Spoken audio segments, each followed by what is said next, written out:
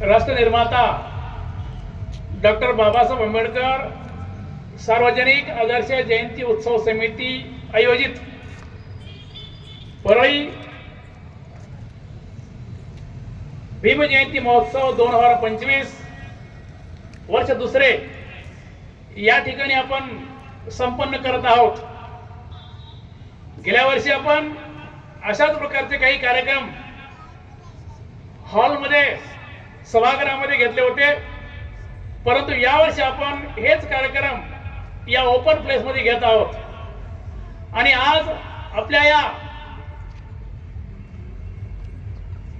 महोत्सवाचा चौथा दिवस आहे आणि या चौथ्या दिवशी सांगली येथील व महाराष्ट्रातील प्रसिद्ध विचारवंत प्राध्यापक सुकुमार कांबळे सर यांचं आता व्याख्यान होणार आहे। त्यांच्या व्याख्यानाचा विषय आहे वंचितांचे मुक्तिदाते डॉक्टर बाबासाहेब आंबेडकर। मला सांगितलं पाहिजे की अलीकडं जे बुद्धिजीवी आहेत ते फक्त पाणी पिऊ पिऊ तासन तास बोलतात, परंतु कांबळे सर हे त्यापैकी नाहीत। कांबळे सर हे कृतिशील असं नेतृत्व आहे। कांबळे सर हे कृतिशील बुद्धिमान व्यक्तिमत्व आहे जे विविध सामाजिक कार्यामध्ये धप्प कार्यामध्ये अग्रेसर असतात। विशेषतः कांबळे सरांनी मातंग समाजाला एक असा आवाज दिलाय, आव्हान केलंय की चलो बुद्ध की ओर। कांबळे सरांनी प्रथमतः स्वतः बुद्ध धर्म स्वीकारलाय आणि त्यानंतर ते सर्वांना आवाहन करतात की आपण बुद्ध धर्माकडे चाललं पाहिजे, असं हे त्यांचं व्यक्तिमत्व आहे। आणि ते पश्चिम महाराष्ट्रामध्ये राजकीय क्षेत्रात सुद्धा आहेत। ते DPIचे राष्ट्रीय अध्यक्ष आहेत आणि हे त्यांचं काम त्या ठिकाणी अगदी प्रथम पासून चालत आहे। आणि महत्वाचं म्हणजे कांबळे सर हे वैचारिक ट्रॅकवर चालतात, ट्रॅकवर सोडून जात नाहीत। कारण अलीकडे ट्रॅक सोडून जाणारी खूप माणसं आहेत, पण त्यांनी आपला ट्रॅक काही कधी सोडलेला नाही। असं व्यक्तिमत्व जे आहे ते कांबळे सरांचं आहे। त्यांना आपला ऐकायचं असल्यामुळं मी आपला फारसा वेळ न घेता आणि या ठिकाणी माझा मी हार्दिक समारोप करतो आणि माझा परिचय संपतो। धन्यवाद। जय भीम, जय भारत। रोडे सरांनी अत्यंत थोडक्या शब्दामध्ये परंतु अत्यंत चांगल्या पद्धतीने अध्यक्ष समारोप केलेला। आजचे प्रमुख वक्ते व्याख्याते आदरणीय सुकुमारजी कांबळे सरांना मी विनंती करतो की त्यांनी आम्हाला मार्गदर्शित करावं, आपल्या व्याख्यानाला सुरुवात करावी, अशी मी सुकुमारजी कांबळे सरांना विनंती करतो।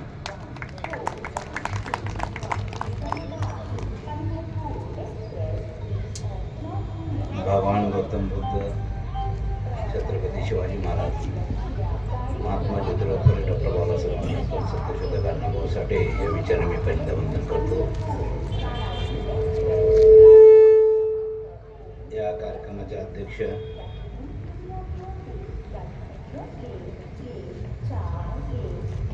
रोडे साहेब, माझ्यासोबत आलेले पिराजी साठे, महेश कांबळे, विचार प्रतिष्ठित व्यक्ती आणि माझ्या जमलेले बंधने बघ, मी महाराष्ट्रभर फिरतोय।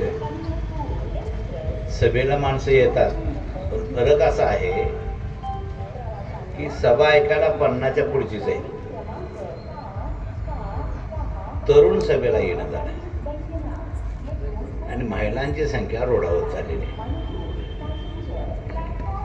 हे सहजासहजी घेऊन नका माझ्या बाजूला, ह्याचं एक प्लॅनिंग आहे। तरुण येत नाही आणि महिलांची संख्या रोडवते, याच्यासाठी RSS वाल्यांनी प्लॅनिंग केले। ते कसं केलंय? आज महिला घराच्यातून बाहेर पडणं झालेत आणि त्या घराच्या बाहेर पडूच नये प्रबोधनाच्या कार्यक्रमाला येऊच नयेत, बुद्ध, फुले, शाहू आंबेडकरांचे विचार त्यांच्यामध्ये पोहोचूच नयेत, अशा पद्धतीची एक रचना तयार केली. आणि ती रचना कशाच्या माध्यमातून? ते टीव्हीच्या माध्यमातून. टीव्ही हे साधन अतिशय प्रभावी ठरलेलं आहे.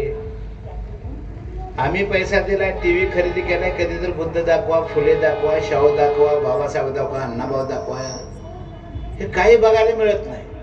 घर घर की कहाणी, सास भी कभी बहू थी, पवित्र रिश्ता, रात्रीचा खेळ चाले, आई कुठं काय करते, पिंकीचा विजय असो, आता ठरलं तर मग.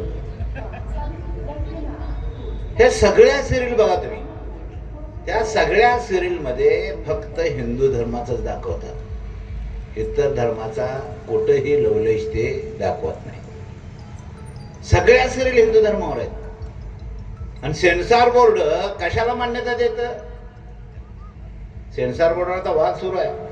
सेन्सॉर बोर्ड कशाला मान्यता देतं? त्या पिक्चर मध्ये, त्या सिरियल मध्ये, त्या नाटकामध्ये ब्राह्मण कलाकार आहेत का नाहीत हे तपासतात. असेल तर मान्यता. ब्राह्मण भाषा पाहिजे आणि काय पाहिजे? भाषा पाहिजे, ब्राह्मण कलाकार पाहिजे, देवाचं कौतुक पाहिजे, तर सेन्सॉर बोर्ड मान्यता देतो. हे मी सांगत नाही, ज्यांनी सिरियल काढल्या, पिक्चर करतात, ते डायरेक्टर आम्हाला सांगतात की सेन्सॉर बोर्ड एवढे 3च गोष्टी तपासते. ब्राह्मण कलाकार आहेत का नाहीत पाहिजे, ब्राह्मणी भाषा पाहिजे, आणि तिसरा मुद्दा काय? देव देवतेचं कौतुक पाहिजे. ते कुठल्या देवाचं? हिंदू धर्माचं. तर सेन्सॉर बोर्ड मान्यता देतो. हे ठरवून आहे माझ्या बाजूला. ते सेन्सॉर बोर्डाचे काय म्हटले? कोण आपले काय म्हटले? आपले जे लेखक काय नाव? बरोबर आहे, नामदेव असेल कोण, तसा कोण म्हणतो तो सेन्सॉर बोर्ड. इकडे आपलं दुर्लक्ष आहे.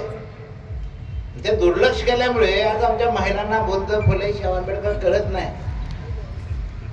आणि म्हणून महिला आपल्याच कार्यक्रमाला आहेत. आणि मुलं जे आहेत, तरणी, त्यांना फार आमिष दाखवले त्यांनी. आता RSS मध्ये आपली पोरं काम करू लागलेले, पगारानं काम करू लागलेले. दहीहंडीला हे जातात, गणपतीला हेच चाललेत, देवाला पण चाललेत. आता समाज रिवर्स होत चाललाय, रिवर्स. आणि अशा काळामध्ये आपण या जयंतीच्या माध्यमातून व्याख्यान ठेवतो. अपेक्षा आहे की सगळ्यांनी ऐकावं. आणि हे सगळं व्हायला आपल्या पण काही चुका आहेत, त्याही दुरुस्त केल्या पाहिजेत. बाबासाहेब म्हणले, हा देश मला बुद्ध करायचा आहे. बाबासाहेब म्हणले, हा देश बुद्ध करायचा आहे. आणि दुसरे बाबासाहेब म्हणले, आज नावाचं माझी जमात राज्य करते. पण ह्या 2 विषयावर आपण काम केलं नाही माझ्या बाजूला. देश बुद्ध करायला आपण चाललोय, पण शेजारचा मातंग समाज बोडा शेजार आहे, त्याला पण धम्म देऊ शकलेलं नाही. टीका म्हणून नव्हे. देश बुद्ध म्हणजे नुसती एक जात बुद्ध झाली बौद्ध होतो का? जात टिकली की ब्राह्मण टिकला, ती व्यवस्था टिकली. हे लक्षात घ्या. जात टिकली की ब्राह्मण डोक्यावर बसलाच, ब्राह्मण्यवाद बसलाच. जात आहे तोपर्यंत ते हलत नाही. बाबासाहेबांनी धर्मांतर केलं, नुसता धर्म नाकारला का? जात सुद्धा नाकारली. हे वास्तव आहे, बरोबर नाही? जात सुद्धा बाबासाहेबांनी नाकारली. कारण जात ही व्यवस्था आहे, ही सिस्टीम ब्राह्मणांनी तयार केलेली आहे स्वतःच्या फायद्यासाठी. आणि मग महारेकर जे दलित आहेत, त्यांना आपलंच करण्यामध्ये आपण अपयशी ठरलो, म्हणण्यापेक्षा कमी पडलो. जमात, SC, ST, OBC, याला बाबासाहेबांनी जमात म्हटलं. आणि जमातीचा अर्थ ह्या देशामध्ये बाबासाहेबांच्या नंतर जर कोणी घेतला असेल, तो कांशीरामनी घेतला. उत्तर प्रदेश मध्ये गेले, जमातीला संघटित करून मायावतीला 4 वेळेस मुख्यमंत्री केलं. महाराष्ट्रात ते होईना झालं. होईना झालं, आता फ्रस्ट्रेटेड झालोय आपण. आता आपल्या हातनं काय होतच नाही. म्हणून मग आम्ही BJPचा आधार घेतोय, हिंदुत्वाचा आधार घेतोय. कशासाठी? कुठं तर महामंडळ मिळेल, कुठं तर आमदारकी मिळेल, ह्याच्यासाठीच नाही. ह्याच्या पलीकडे काय आपलं? आणि अशा काळामध्ये तुम्ही विषय दिलाय की वंचिताचे बाबासाहेब. वंचित कोण? हा सगळा विषय समजून घेण्यासारखा माझ्या मला. माणसं बोलणारी सुद्धा आता दचकर आल्यात, वक्ते सुद्धा बोलणार स्पष्ट. बोललं तर कुठेतरी अडकावतील, लयच बोललं तर गोळ्या घालतील, असंही चाललंय आता. म्हणून आज लेखक जेलमध्ये, वक्ते जेलमध्ये, ते शीतल साठे वगैरे आहेत नाही, ती शाहू फुले आंबेडकरांची गाणी म्हणतात ते दोघं, म्हणून ते नक्सलाईट ठरले. 2.5 वर्ष ती जेलमध्ये होती. ती शीतल साठे गरोदरासाठी अटक केली, ती डिलिव्हरी जेलमध्ये झाली. माझ्या हे विदारक चित्र झाले, भीतीचं वातावरण तयार केलंय. पण मी तुम्हाला प्रश्न विचारतो, अरे सावलीचा विटाळमाला जायचा त्या काळात एकटे डॉक्टर बाबासाहेब आंबेडकर लढत होते का नाही? एकटे. शत्रू कोण मित्र कोण याची सीमारेषा बांधून बाबासाहेबांनी युद्ध केलं आणि त्या काळात ते जिंकले की नाही? आणि आता काय तुमच्याकडे नाही सांगा ना. गाड्या आहेत, घोडे आहेत, पैसा आहे, सगळं आहे, तरी सुद्धा माणसं बोलणं झालेत, बाहेर पडणं झालेत, चर्चा करणं झालेत.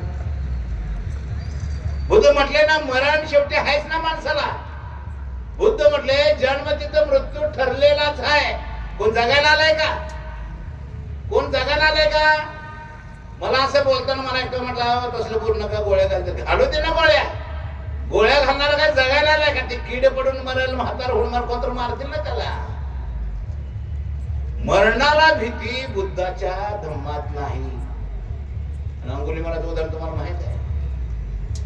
हे सगळं वातावरण जर पाहिलं तर आज आपल्याला बाहेर पडावं लागेल, संघटित व्हावं लागेल, इतर जाती जमातींना बरोबर घ्यावं लागेल, प्रेम करावं लागेल, मैत्री करावं लागेल. बुद्धाचा धम्म हा मैत्रीतून विकसित होतो माझ्या बांधवांनो.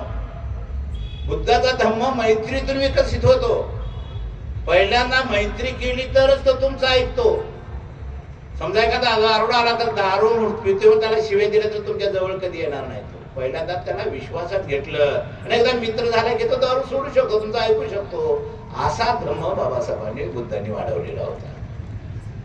आणि म्हणून मी आज वंचित म्हणजे कोण हे मी सांगणार आहे.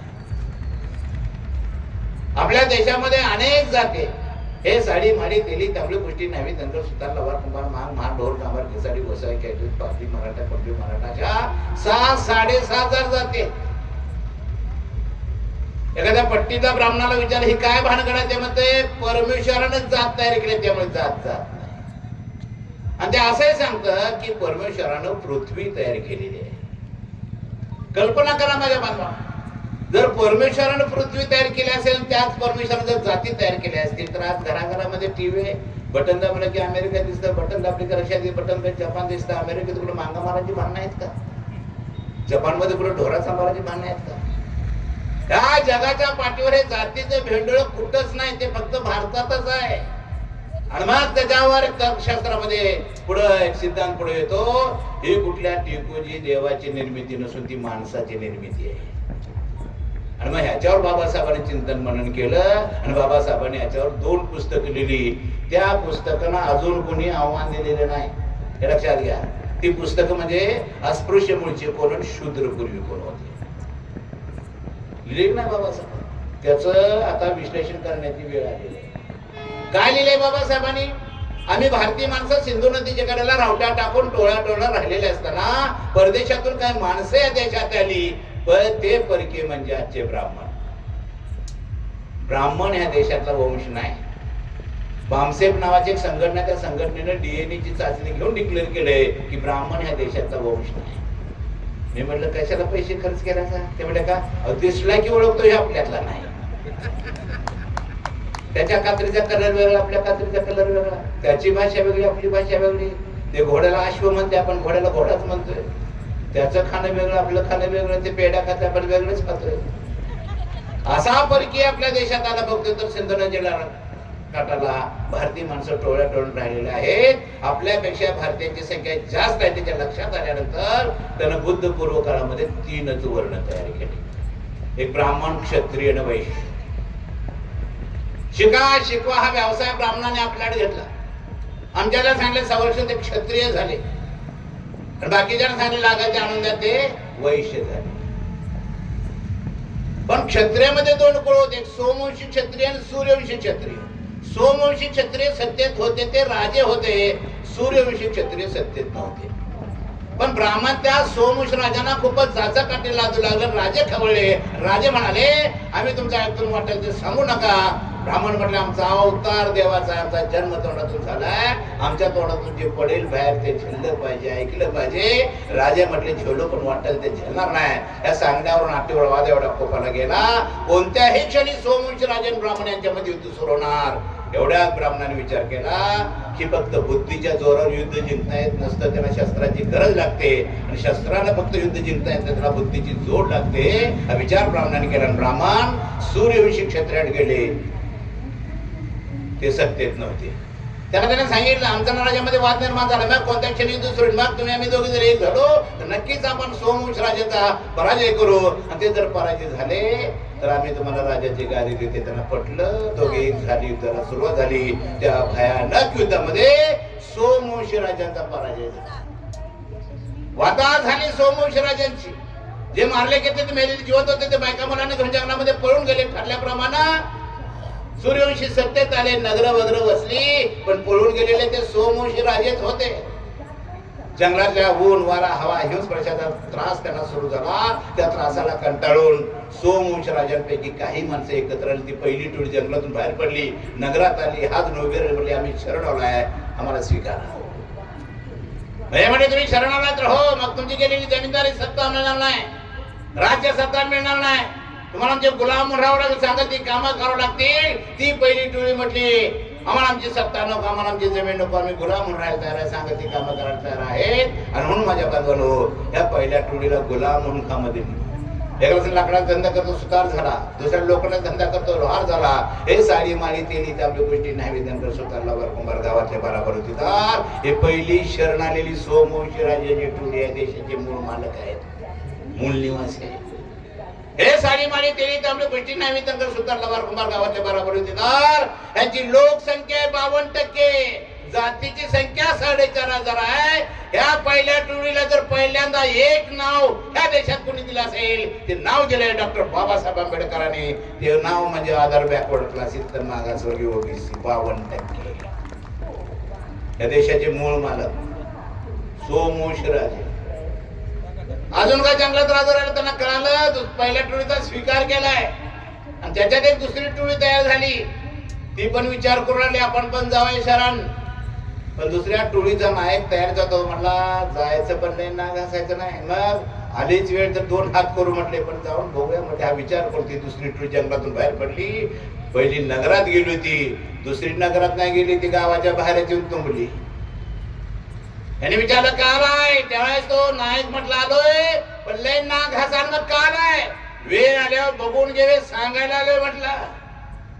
माझ्या बांधवानो वेळ आल्यावर बघून घे सांगायला ह्या एका वाक्यासाठी या ब्राह्मणाने ह्या दुसऱ्या टोळीवर 5 बंद्या घातल्या. 5 गावबंदी घातली, स्पर्शबंदी घातली, लोटाबंदी घातली, रोटी बंदी घातली, बेटी बंदी घातली. ही दुसरी टोळी म्हणजे मांग महा ढोर कांबार. महाराष्ट्रात 59 जाती, केंद्रात 1500 जाती आणि याला बाबासाहेबांनी नाव दिले शेड्यूल कास्ट 13%. वेळेला बघून जर सांगायला म्हणलं तर गावबंदी. अलाच गावात मागा महाराज माणूस दिवसा 12 वाजता ती सावली त्याच्या पायातच पडली पाहिजे, लागून स्पर्शबंदी. लोटाबंदी काढली. मागा महाराज माणूस समजा त्याला त्याचा हाताचे तलब झाली तर बाहेरच फुटकं बसायचं. तूच घे, तूच पी, तूच धोन, तूच ठेव. सन्मानानं त्याचा कोणी उचलून दिला नाही. रोटी बंदी घातली. मागा महाराज हात त्याच्या भाकरीला काढून घेऊन कुत्र्या मात्र टाका, पण माणसाला देऊ नका हा कायदा झाला. बेटी बंदी सुरूच आहे का नाही. सैराट बघितला का नाही, मारली का नाही शेवटी दोन. बेटी बंदी घातली. नुसत्या 5 बंद्या घातल्या नाहीत, सोळा म्हटली गावची घाण त्या दुसऱ्या टोळीच्या बाजूला. त्या घाणीतून मेलेली जनावर येऊ लागली. ही दुसरी टोळी पोटाची खगळी भागवण्यासाठी मेलेली जनावर खाऊ लागली. तो मोठ्याचा नाद असा लागलाय, हाऊस म्हणून खाल्लेलं नाही. आणि मग बाबासाहेब म्हणतात अरे हा समाज जगलाच कसा, इथपर्यंत आलाच कसा. काय सहन केलं असेल त्या पिढ्याने. आता जरा नुसतं तिरक बघितलं तर आपणाला राग येतोय. काय सहन केलं असेल. अजून काय जंगलात त्यांना कळालं रे दुसऱ्या आठवडीचा हलाल चालले मेलेले खायची पाळी आल्या. आणि मग ते म्हणतात तिथे जाऊन मेलेलं खायला काय पळतेले हरण म्हणून काय म्हटले कशाला जा शरण. अजून आमचं बांधव जंगलामध्ये पळतेले हरण म्हणून खातात ते आहेत आदिवासी. आदिवासी 7.5%, 13% SC, 52% OBC. कोण झाला मुस्लिम? आम्ही झालोय ना. मुस्लिम परका नाही या देशाचा नागरिक आम्हीच मुस्लिम झालो. ह्या व्यवस्थेला कंटाळून जे बाहेर पडले ते मुस्लिम झाले. ह्या व्यवस्थेला कंटाळून जे बाहेर पडले ते ख्रिश्चन झाले. ह्या व्यवस्थेला कंटाळून जे बाहेर पडले ते बौद्ध झाले. असे अल्पसंख्याक 10-12% एका कुळाचे, एका रक्ताचे, एका नात्याची ह्या देशाचे मूळ मालक, मूळ निवासी असताना, सोमवंशी राजे आम्ही असताना ह्या ब्राह्मणांनी वर्ण जात पोट जात करून आम्हाला एकमेकापासून फोडून ठेवले, विस्कटून ठेवले. आणि त्या फुटीवर आज तागायत ते राज्य करतायत. आज तागायत करतायत का नाही?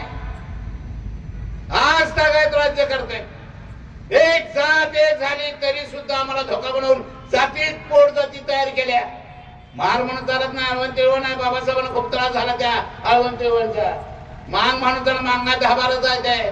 मराठा म्हणून मराठ्यात पोट जाते आहेत. माळ्यात चालत माळ्यात पोट जाते आहेत. आणि या जाती पोट जाती कधीच एक नयेत. म्हणून 33 कोटी देवाची निर्मिती. देव असा आल्या की बघा पत्रिका आली की प्रसन्नच असतात वर. आमका प्रसन्न तमका एक पण प्रसन्न नाही. पण प्रसन्न 33 कोटी देव काय का जगात असले भेटलो. देव देताना सुद्धा मकलाशी केली त्यांनी. बघा त्यांचा देव लाल बडक पाय लांबल्या त्यांना डोक्याला घाटाचा सोन्याचा टोप घालते असले तर घालत असते. बसली तर कमळाच्या फुलात बसते. तिचं नाव लक्ष्मी ते बामणाचं कुलदैव. आणि एक नामाला दिलं नाही. काय किती धड्यान सगळे देव कोण डोकरा बसल्या, गडवा बसल्या, उंदरा बसल्या, दात बाहेर पोट बाहेर पोरग सुद्धा घाबरते देवाच्या समोर जायला. हे असलं देव आम्हाला दिले, देखणं त्यांनी घेतले. असंच आहे नाही. जाता जाता फोटो बघून जावा बाबासाहेब फुलेंचा पुताचा चेहरा आणि चुकून घरात असला तर त्याला चेहराच नाही. असंच आहे नाही. बघा मसोबा काळात दगड छिंदून फासला की तो मसोबा झाला. मी त्या इचलकरंजीला गेलतो. एक बार पाया पडत होते. म्हणलं मावशी कशाला पाया पडताय? देव आहे. संडासला रंग दिलाय म्हटलं. संडास बाथरूम नाही म्हटलं. तिला वाटलं रंगवलं म्हणजे देवळच आहे. ही गुलामी आमच्या डोसक्यात.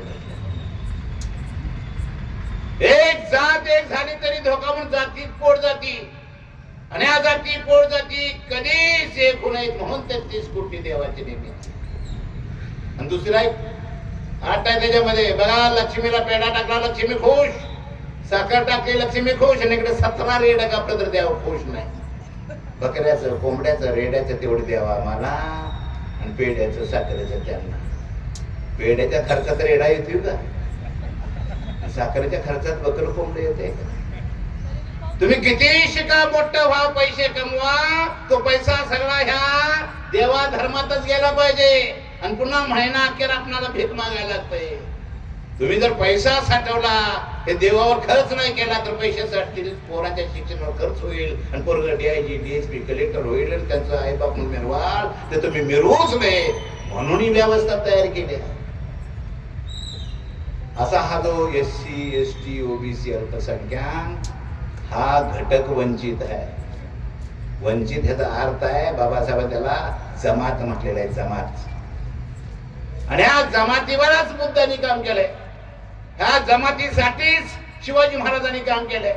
ह्या जमातीसाठीच फुलेनी, शाहूनी, बाबासाहेबांनी, अण्णाभाऊंनी काम केलंय. लक्षात घ्या. जातीसाठी काम नाही केले यांनी. काय केलंय? जात महत्व, जात निर्मूलन, जात उद्ध्वस्त करण्यासाठी ह्यांनी सगळं आयुष्य घालवलं. पण आम्ही पुन्हा जातीत अडकलो. पुन्हा जात महत्वाची वाटू लागलेली आहे. माझ्या बांधवांनो, जात हे विष आहे. लक्षात घ्या.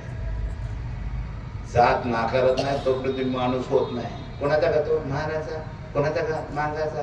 अरे बापाचं तर नाव सांग की. जातीचं नाव सांगतोय. एक नाक, 2 डोळं, 2 हात, 2 पाय, सगळ्यांचं रक्त लाल आहे का नाही? काय फरक काय आहे? लग्न करताना सुद्धा स्वजाती तीच पाहिजे. हे असलं नाही.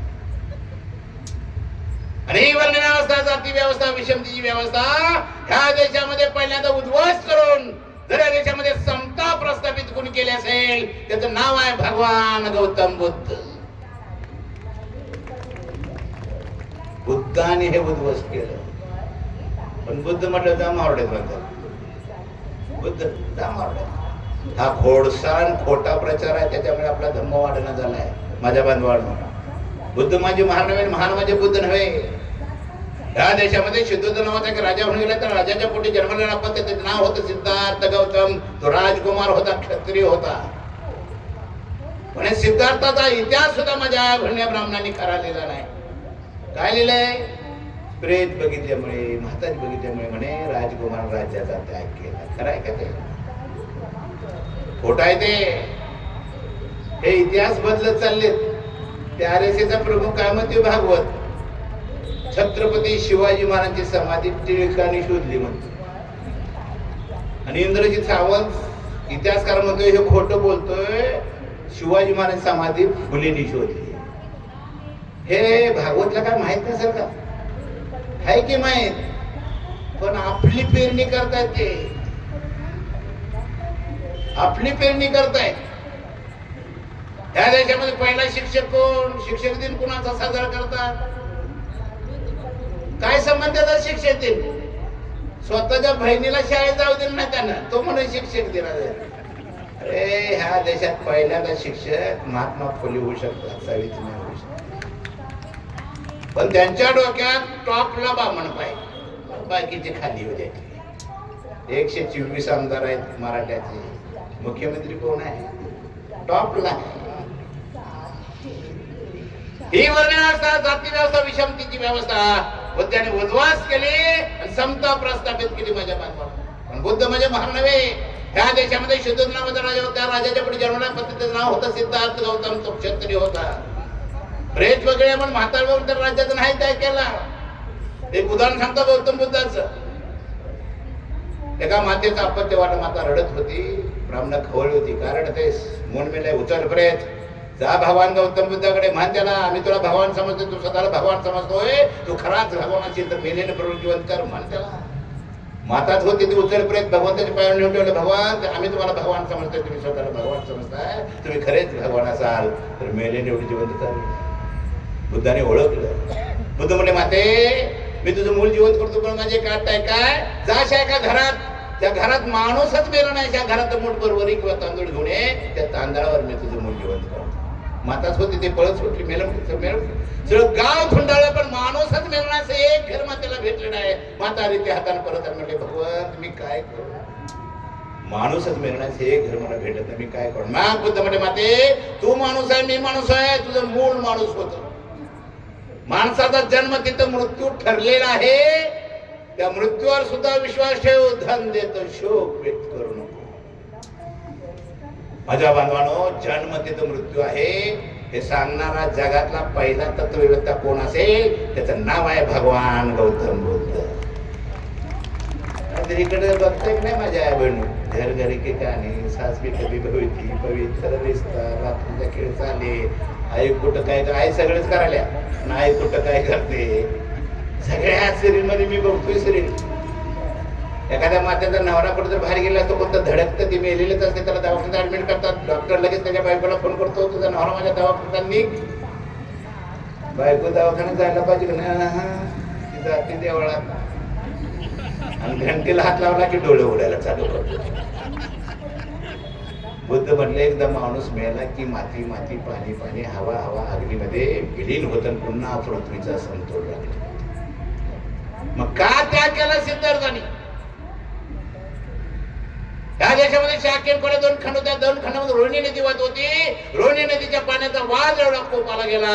वारंवार सूचना करून सुद्धा कोल्हे लोक पाण्याचा वापर थांबवत नाही. म्हटल्यानंतर शाकी कुलातील सेनापती असे भेटेवर सांगितलं पाण्यासाठी युद्ध करायचा वेळ आणि दिवस ठरव. त्या बैठकीला सिद्धार्थ उपस्थित होता. हे हिंदू शब्द आता अलीकडचा आहे. वैदिक व्यवस्था होती ब्राह्मणांची. त्या वैदिक व्यवस्थेने पचडलेला सेनापती म्हटला, सिद्धार्थ म्हटला सेनापती निसर्गाचं पाणी निसर्गाचे प्रमाण होते. निसर्गाच्या पाण्यासाठी माणसाकडून माणसाची टकुरी फोडणं हा प्रस्ताव मला मान्य नाही, हा प्रश्न तुम्ही चर्चेनं सोडवा सुटू शकतो. त्या वैदिक व्यवस्थेने पचाटाने सेनापती म्हणा, सिद्धार्थ तुम्ही क्षत्रियाचं भान ठेवा, मराठाचं भान ठेवा, राजकुमाराचं भान ठेवा. आमच्या व्यवस्थेमध्ये क्षत्रियानं युद्ध नको म्हणायचं नाही. जर युद्ध नको म्हणत तर त्याला शिक्षा आहे. तुम्हाला युद्ध करावं लागेल, पाण्यासाठी नसेल, तुमच्या कुटुंबावर बहिष्कार टाकून असेल तरी कुल सोडून जावं लागेल, राज्य सोडून जावं लागेल. सिद्धार्थ हळवा होता. मी निसर्गाच्या पाण्यासाठी युद्धामध्ये भाग घेणार नाही, माझ्यासाठी माझ्या कुटुंबाला त्रास होऊ देणार नाही, त्यापेक्षा मी कुल सोडून जातो, राज्य सोडून जातो असा निर्णय सिद्धार्थ घेतो. कल्पना करा, बाबासाहेबांनी कुठला धर्म दिला आपल्याला? उन्हाळ्यासाठी, पावसाळ्यासाठी, हिवाळ्यासाठी, बंगले असताना, सेवेला दाशा असताना, बायको असताना, राहुल नावाचा एक मुलगा असताना 6 वर्षाचा, मी निसर्गाच्या पाण्यासाठी युद्धामध्ये भाग घेणार नाही, माझ्यासाठी माझ्या कुटुंबाला त्रास होऊ देणार नाही, त्यापेक्षा मी कुल सोडून जातो असा निर्णय घेतोय.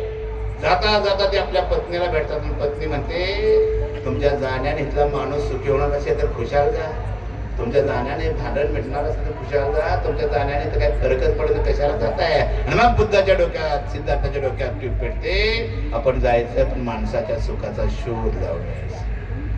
माझ्या बांधवानं, गौतम बुद्धाचा धर्म म्हणजे माणसाच्या सुखाचा शोध आहे, शोध आहे का नाही? सिद्धार्थ बाहेर पडला. त्या काळातल्या सगळ्या ऋषीमुनीच्या सभासात राजकुमार राहिला. त्या काळातलं ऋषी कुंभमेळ्यात पोचले, ती लय वर्षापासून आले ते. काय ऋषी त्या काळातलं, गडी बसलेलं, जटा वाढलेल्या गडी खाजायला. आणि तो राजकुमार म्हणायचा, ह्याच्या शरीराला शांतता नाही, तिथं माणसाच्या सुखाचं मला काय सांगणार.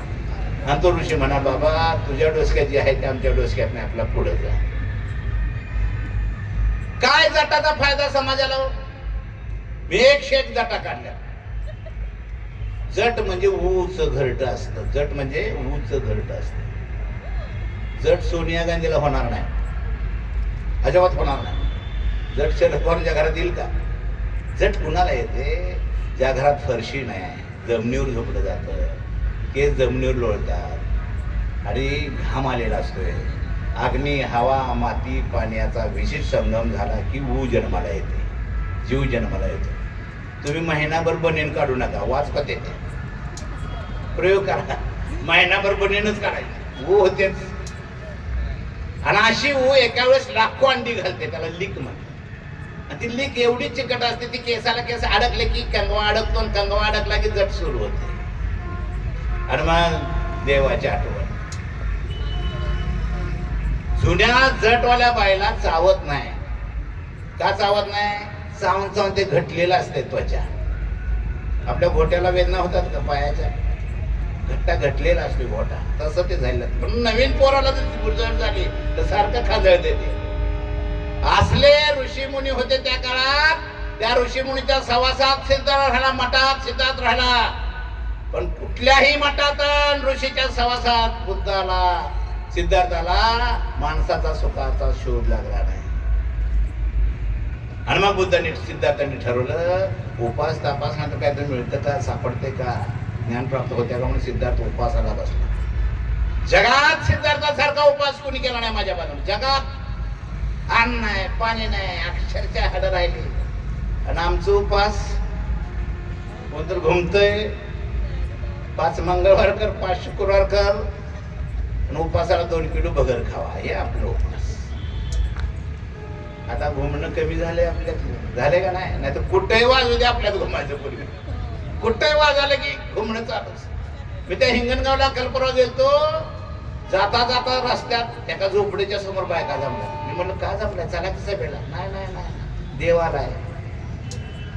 अंगात आले का बायका, आम्ही आलोय. मी बघूया तर म्हटलं देव. बघायला गेलो तर बाय झोपडीत घुमा लागले, आणि घुमता घुमता करायचे.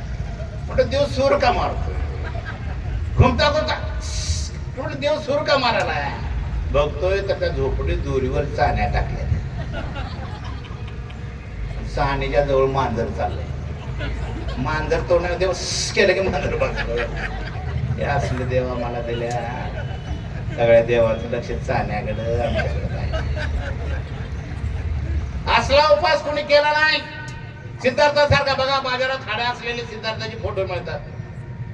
मी त्या सांगावला गेलो होतो, मला लई भूक लागली होती. मी एका घरात म्हटलं मावशी जरा भूक लागल्या खायला तर मटण भेटलं. उपास आहे, मटणाचं नाव घ्यायचं नाही. म्हणून काय तर द्या की, खा की म्हटली भगर.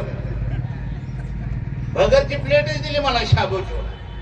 म्हटलं मावशी शाबू खाणं म्हणजे मटण खाण्यासारखंच आहे की, दचकलीच म्हातारी. ते म्हणले कसं काय? म्हणलं मावशी शाबूदाना हा वनस्पतीपासून बनतो, हे अर्ध सत्य आहे. शाबूचा कलर आहे तांबूस, मग तांबडा शाबू पांढरा कसा झाला? हा कलर दिल्यावर माणसं जगतील का? ते म्हणली कसा झाला? मी तिला सांगितलं मावशी महाराष्ट्रातल्या मेलेल्या जनावरांची कातडी मुंबईला जातात. त्या कातड्याच्या खाली जी चरबी असते ती ठासून काढतात. तो चरबीचा कचरा सगळा दुसऱ्या कारखान्यात जातो, त्याच्यावर प्रक्रिया करून त्याचे केमिकल तयार केलं जातं आणि जिथं तांबड्या गोळ्या पडतात तिथं फवारा मारला की गोळी पांढरी होऊनच पलीकडे जाते. खा उपासाला शाबू. मी पुण्यामध्ये बोललो, 2 बामणं पाणी मारले. खराय का? जाय म्हणलं कोर्टात. हो पण बोललो जाय की कोर्टात. म्हणून शाबू शिजल्यानंतर सळसळीत होत नाही का? होतोय चिकटतच.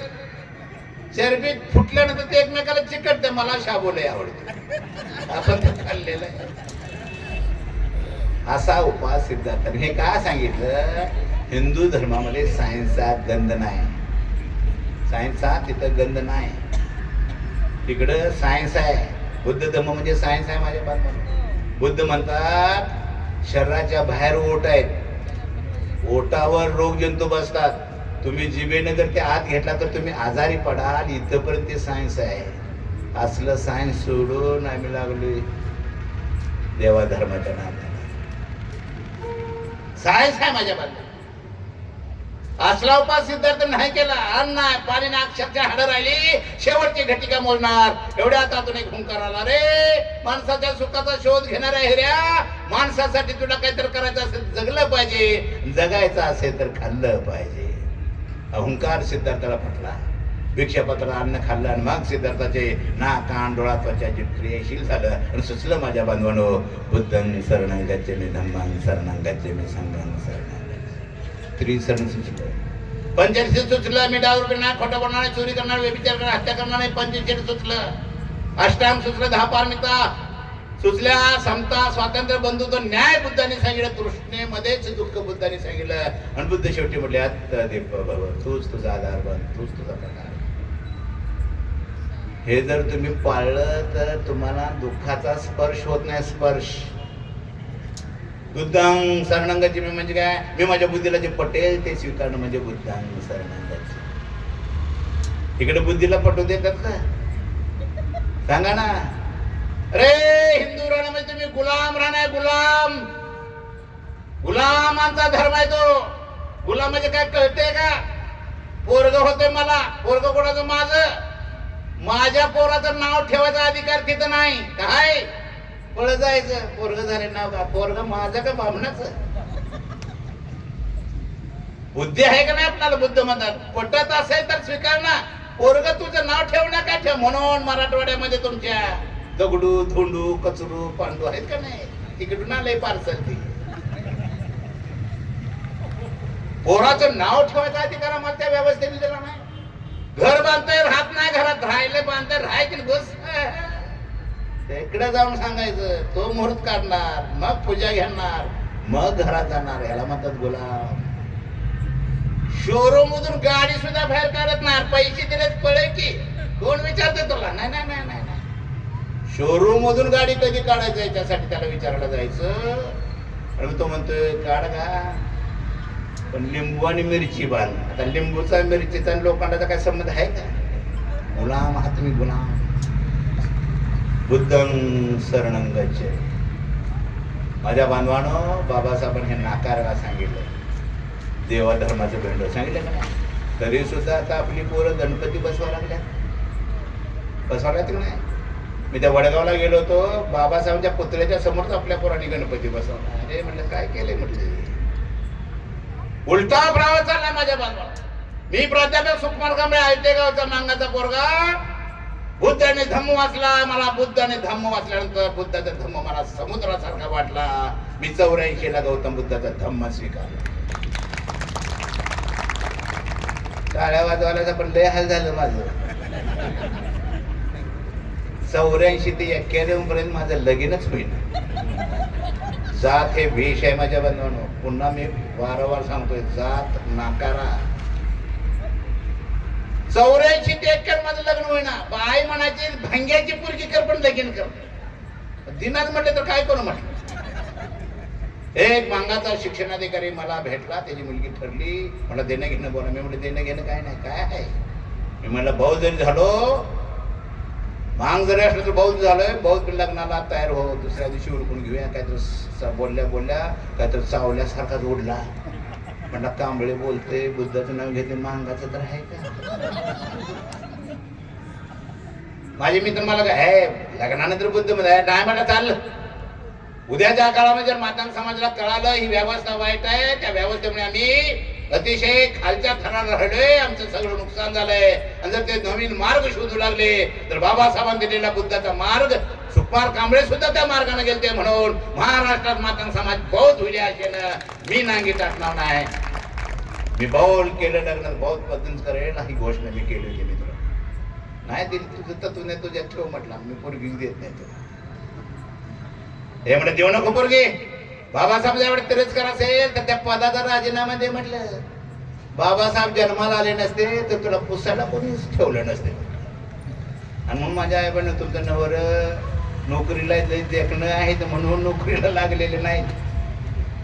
बरोबर की नाही. नोकरदारावर तुम्ही लय शिकलायचा लय देखणायचा म्हणून नोकऱ्या लागलेले नाहीत हे समजून घ्या. बाबासाहेबांनी एक पत्र दिले म्हणून तुम्हाला आत घेतले का नाही याचं भान आपल्या कर्मचाऱ्यांना असलं पाहिजे. इकडे बोललो बुद्धाकडे. हे फरडा वक्ती प्राध्यापिका म्हटलं जमलं तर चळवळच उभी राहील. डायरेक्ट मागणी गाठी ते म्हणजे या दुसऱ्या दिवशी घरी गेलो तर तिचा वडील दांडके घेऊनच बसला. लेखा म्हटलं आम्हाला फसवतोय बे. तुझ्या गावात फोन केला तू महाराजा नाहीस म्हणला मांगाचा आहे. कसं बदलायचं, कसा देश बुद्ध व्हायचा. मी प्रश्न विचारतोय तुम्हाला. अरे बाबासाहेबांनी मांग महार 14 परिषदा घेतल्या का नाही. 14 परिषदा घेतल्यात मांग महार परिषदा नाव दिलंय.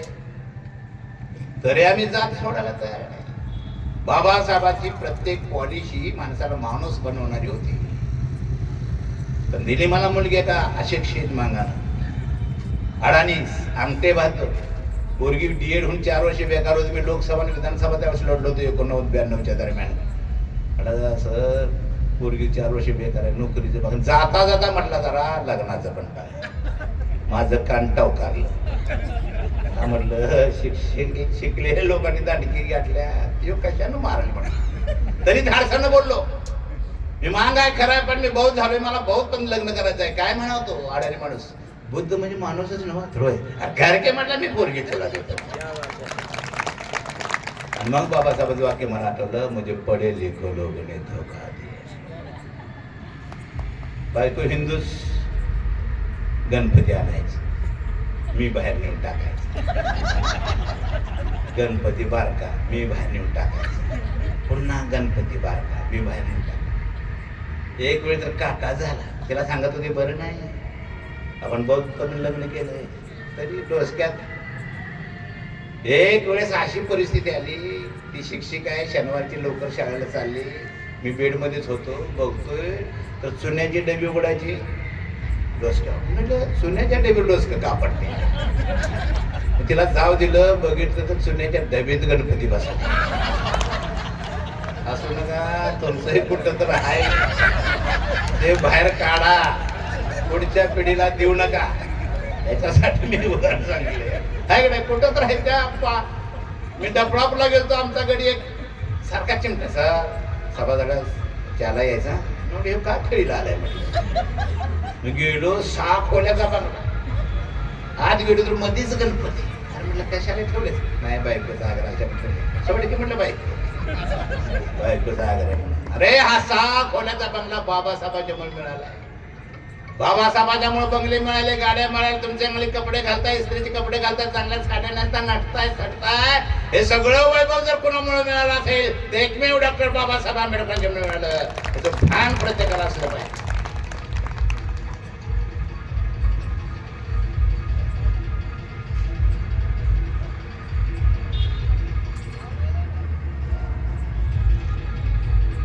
म्हणून माझ्या बांधवांनो, गौतम बुद्धाचा धम्म हा समजून घ्या. आपली पोरं गणपती बसवायला बंद करा ते. काय त्या गणपती? मी म्हटलं गणपती का बसवतात? पैसे मिळतात नंतर. गणपती पट्टी गोळा करते पैसे. एक तर भाकर आमच्या भागात आहे, एवढा मोठा गणपती आणतोय, पैसे एवढं गोळा करताय आणि वर्षभर बसून खाताय. गणपतीला एक 100 रुपये जमलं तर 10 रुपये नुसतं खर्च करायचं, 90 रुपये इस्त्रीचे कपडे घालून वर्षभर करते. कायच काम नाही त्यांना. बसवा गणपती, पण बुद्धं शरणं गच्छामीचं काय? मी माझ्या बुद्धीला पटेल ते स्वीकारणार. मी बुद्धं शरणं गच्छामी. मी गणपतीच्या उत्सवामध्ये मुंबईला गेलो होतो. एक गणपती बघितला, अर्धा भगवान अर्धा निळा. मी म्हणजे ही काय भानगड आहे? युती झाल्या म्हटलं आमची युती. काय सांगायचं? बुद्धं शरणं. गणपतीच्या उत्सवामध्ये त्यांनी गणपतीचा जन्म सांगितला टीव्हीला. ते लागल्या बायकोला म्हणजे इकडे लय गणपती, तो गणपती कसा जन्माला आला ते सांग. आम्ही काय लिहिलं नाही, त्यांनी दाखवलंय कसा झाला गणपती. पार्वती आंघोळीला बसली होती आणि तिच्या घराला दार नव्हतं. आता देवाच्याच घराला दार नाही म्हणजे आपलं तसंच होतं सगळं. पार्वती आंघोळ करते, नवरांना घेऊन जंगलात. तिला प्रश्न पडला, आंघोळ चालू असताना पुरुष माणूस जर घरात आला तर माझं कसं व्हायचं म्हणून त्यानं घासून घासून घासून अंगावला मळ काढला. मळापासून पोरगं तयार केलं, त्याच्या हातात दांडकं दिलं, त्याला उमऱ्यावरचं म्हणलं आज कोणाला सोडू नको आंघोळ होईपर्यंत. पोरगं दांडकं घेऊन पार्वती आंघोळ करतावर नाक घेऊन शंकर पाऊल ठेवणार तेवढं गणपती पाय आर्थव कोण दांगा योड दोघांचा ह्यो का पाय सोडून हे काय जायचं थांबणा. आणि माझ्याच घरात मला कोण आणू त्याचा राग शंकराला एका छडक्यातच म्हणतो उडवलं. पार्वती आहे तशी म्हणजे माझं पोरग कुठं आहे ग? माझं पोरग नवरा आहे तुझा. जाताना नव्हता आता नाही मला माझं पोरग पाहिजे. काय बोलतेस तू? मी नवरा आहे तुझा. नाही मला माझं पोरग पाहिजे. बाय दंगा करायला लागली. काय कळना शंकराला. नवरा आहे माझा, जाताना नव्हतं, पोरग कुठलं मागता येईल तरी ऐकायला माझं पोरग पाहिजे, मला माझं पोरग पाहिजे. हे सगळे शंकर तुम्हाला माहित आहे बायकोचा हट्ट काय असते. बायकोचा हट्ट पुरवण्यासाठी अंतर्ज्ञानी शंकराला गणपती म्हणलं सापडा गरीब हात चाला तोडला जोडला. म्हटलं तुझं पोरग हाय का जगात ऑपरेशन असलं कुठं? कधी तर प्रश्न विचारा. बुद्धं शरणं गच्छामी. आपल्या देशाचे पंतप्रधान परदेशात जाऊन काय म्हणतात माहितीये का? असली प्लॅस्टिक सर्जरी आमच्या देशात झाल्यापूर्वी. म्हटलं की नाही, परदेशात जाऊन पंतप्रधान म्हटले असलं काय घेऊन पडे, हे सायन्स आमच्यात होतं पूर्वी. कसलं माणसाच्या धडाला गणपतीचं मुंडकं बसवलंय आणि बसायला उंदरी ठेवलंय म्हटलं. बुद्धं शरणं गच्छामी. धम्मं शरणं म्हणजे काय? मी माझ्या तत्वाला शरण जाईन. जो स्वतःचा समाज स्वतःच्या बुद्धीने तत्वाला जातो अशा समाजाला शरण जाणं म्हणजे संघं शरणं गच्छामी. हे त्रिशरण. पंचशील म्हणजे काय? मी दारू पिणार नाही, खोटं बोलणार नाही, चोरी करणार नाही, व्यभिचार करणार, हत्या करणार, हे पंचशील आहे. बुद्ध म्हटलंय एक शील ढासळलं तर पूर्ण इमारत ढासळते. 2500 वर्षापूर्वी बुद्ध म्हणतात दारू पिऊ नका. बघा ते काय सायन्स काय तत्वज्ञान असेल. ऐकलं असतं तर आता सगळा समाज निर्व्यसनी झाला असता का नाही? दारू हे विष आहे. मी 2 वर्ष दारूच्या दुकानावर काम केलं. मी कधी सोडलं दुकान माहित आहे का? एकटाच सकाळ झाला.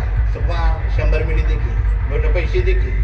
पैसे नाही म्हटलं. तुला काय द्यावं म्हटलं. काय सांगा तुम्ही? आय मिल्या रडच येणार झालं. आय मिल्या रडईना. त्या दिवशी मी ते दुकान सोडलं. आणि खरं मित्र, अल्कोहोलिक एकदा माणूस झाला की पिल्याशिवाय रडत येत नाही. ड्रायव्हिंग सुद्धा पिल्याशिवाय करता येत नाही. विष आहे विष. दारू पिणारा माणूस बघा, आईजवळ तेच बोलते, बाईजवळ तेच बोलते, बहिणीजवळ तेच बोलते, समाजात तेच बोलते. कोणतरी सोडवायला गेले वासिकीला अंगावी पोरगा अभ्यासाला बसले की पाठी पाय देऊन पलीकडे जाऊन बायकोला शिवाय देते का नाही? दारू पिणाऱ्याला सुख कधी मिळत नाही. गाडगे महाराज म्हटले, ज्या घरात पाय देवाच्या नादाला आणि बाप दारुडा ते घर उद्ध्वस्त झाल्याशिवाय राहत नाही. गाडगे महाराज अडाणी माणूस म्हटला काय, ज्या घरात पाय देवाच्या नादाला बाप दारुडा ते घर उद्ध्वस्त झाल्याशिवाय राहत नाही. आणि तसंच आहे का नाही? खरं आहे माझ्या बाबा. आणि मग आम्ही दारुडा, तुम्हाला माहित आहे आम्हाला काय कोणी शिवे शिकवायला का ट्रेनिंगला पाठवले का? जा 500 रुपये भरून 4 शिव्या देऊन शिकवणी आहे काय? आपल्याला असल्या शिव्या आहेत. मी जर इथं शिवी दिली की पुढचं चक्कर येऊन पडेल, असली शिव्या आहे आपल्याला.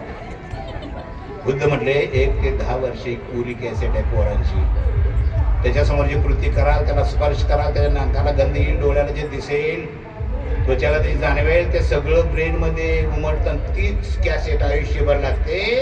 आणि म्हणून मी दारू पिणार नाही, खोटं बोलणार नाही, चोरी करणार, व्यभिचार करणार, हत्या करणार, हे म्हणा तसं वागा, सुखी व्हा म्हणतात बुद्ध.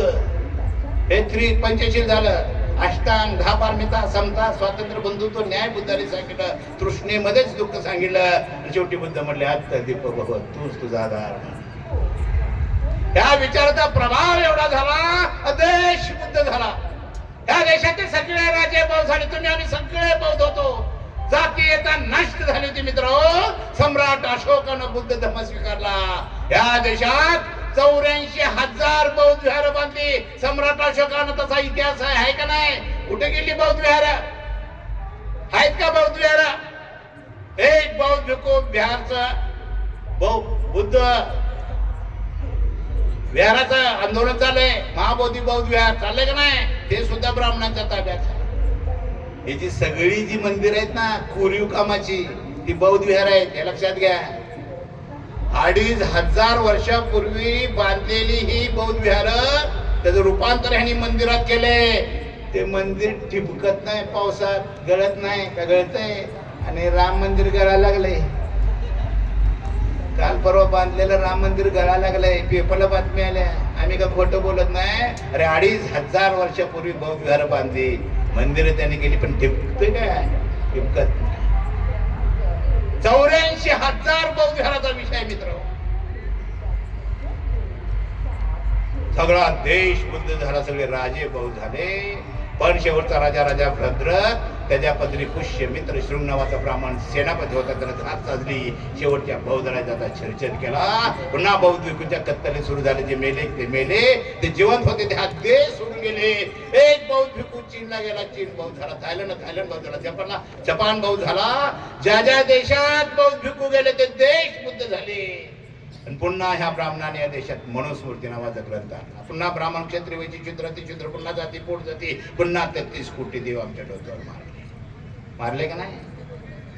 ह्या व्यवस्थेला खऱ्या अर्थानं दुसऱ्यांदा जर कोणी झटका दिला असेल, त्याचं नाव आहे छत्रपती शिवाजी महाराज. 5,000-5,500 राजे झाल्या देशात. कोणाची जयंती होती? फक्त शिवाजी महाराज जयंती होती. होते का नाही? का होते? प्रत्येकाला राजा आपला वाटत होता. का वाटत होता? रे आदेश 150 वर्ष पारतंत्र्यात होता. खोटा आहे ते. आदेश 750 वर्ष पारतंत्र्यात होता.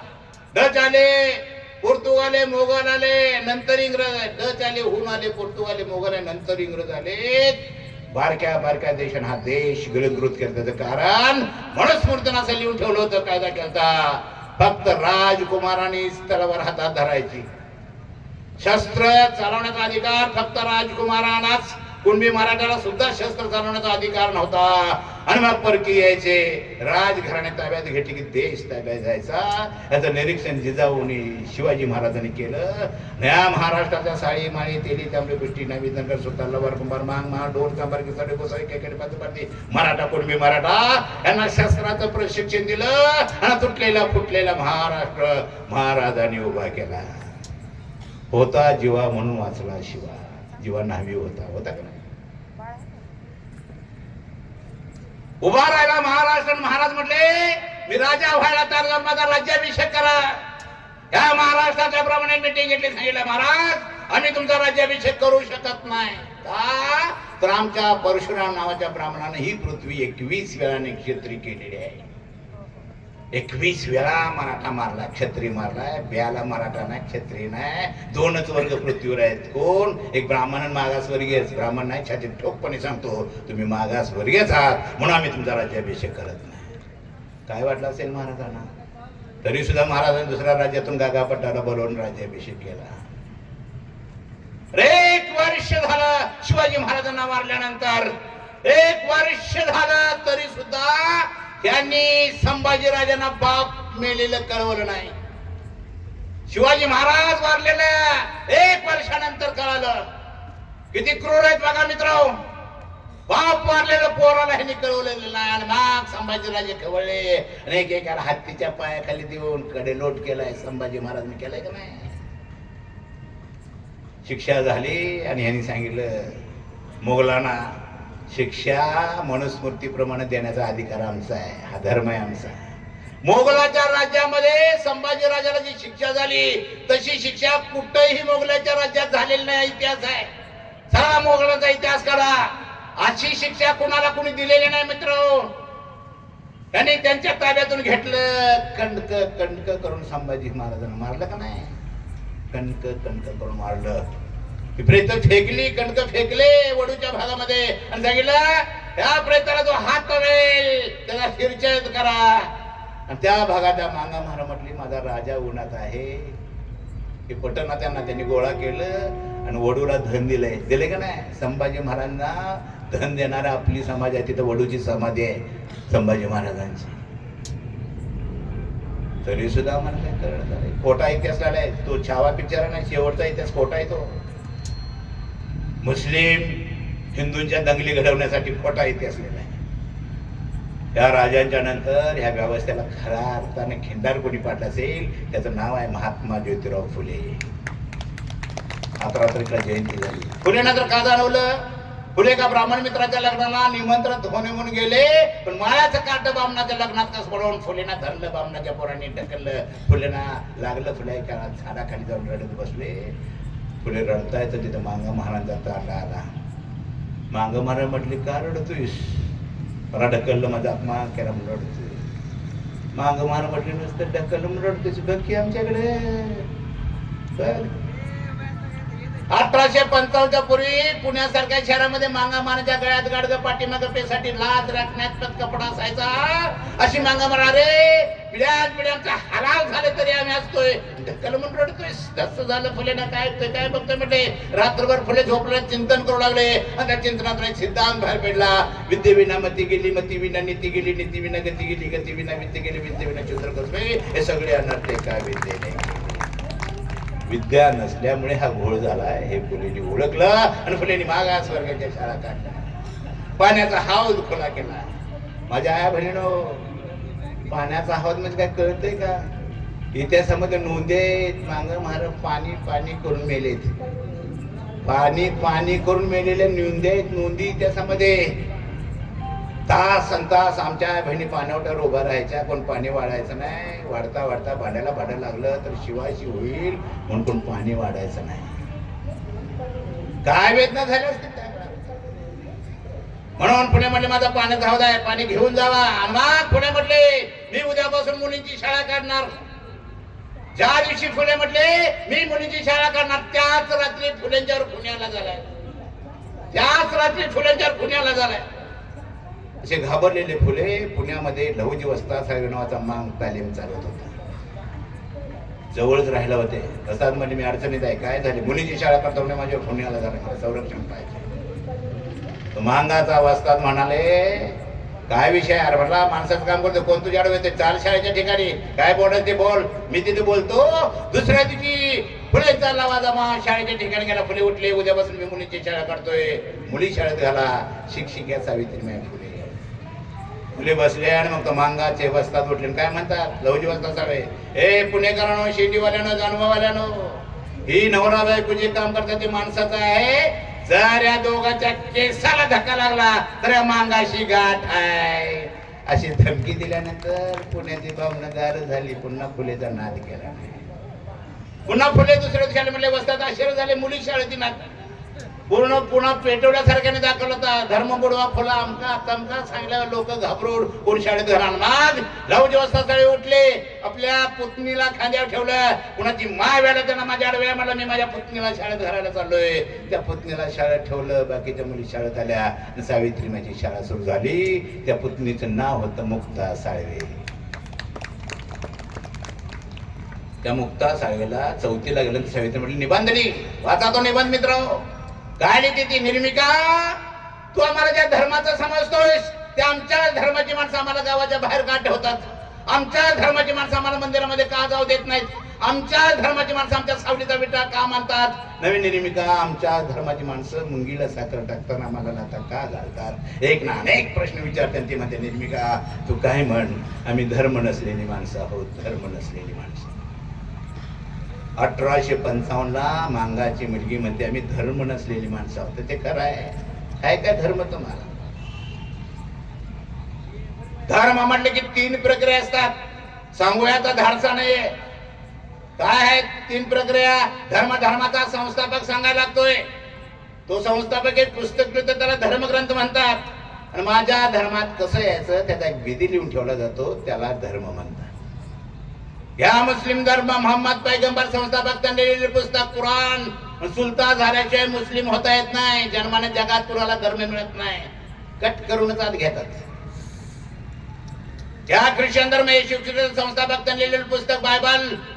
आणि बाप्तिस्मा झाल्याशिवाय ख्रिश्चन होता येत नाही, पाण्यातच बुडवून वर काढतात. घ्या हिंदू, हाय काय हिंदूला संस्थापक? सांगा ना असला तर उगाच चिटकले. हिंदू मांग हिंदू महार हिंदू डोर हिंदू का बिंदू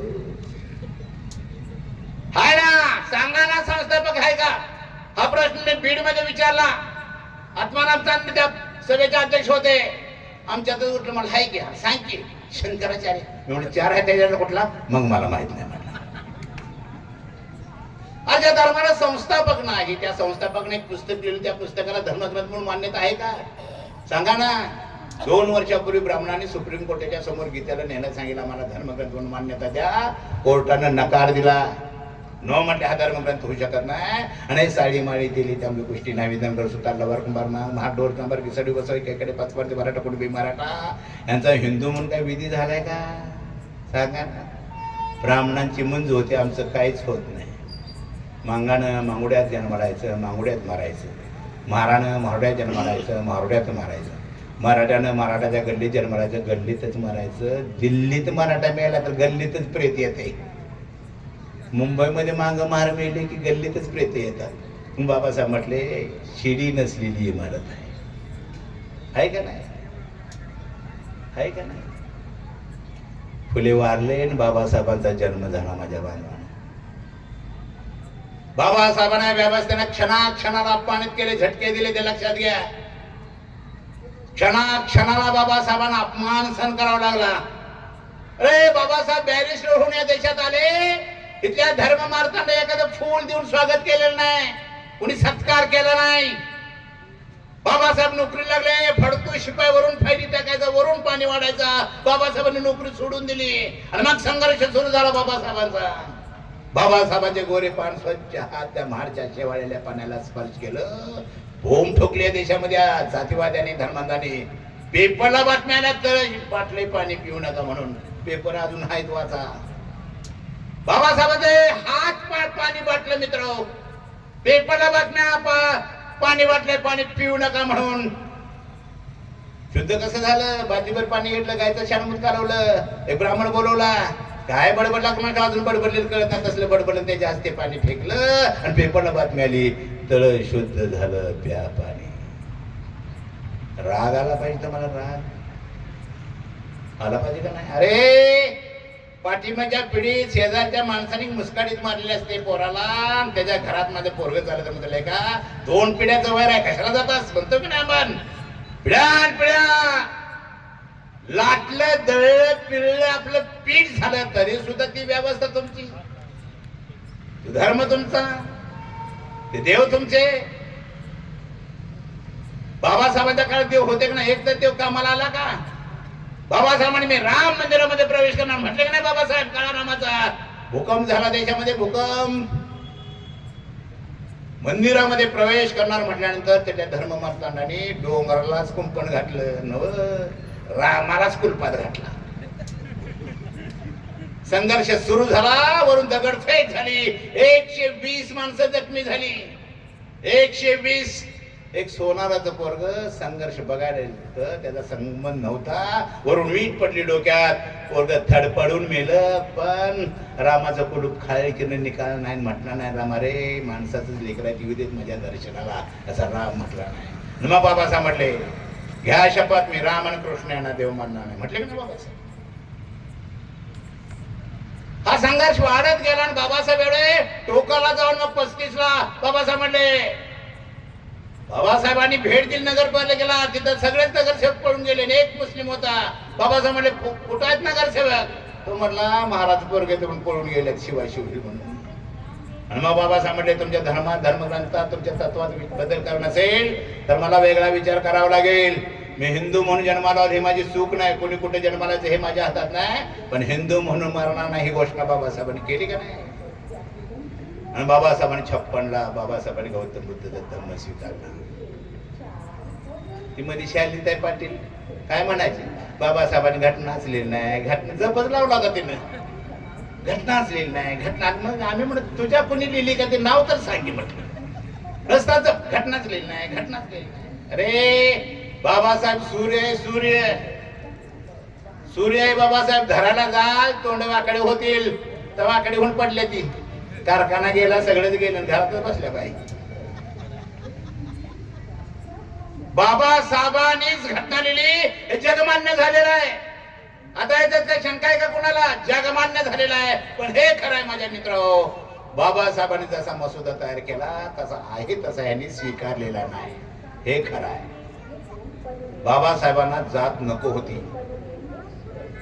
संपूर्ण देशातली जात उद्ध्वस्त करायची होती बाबासाहेबांना.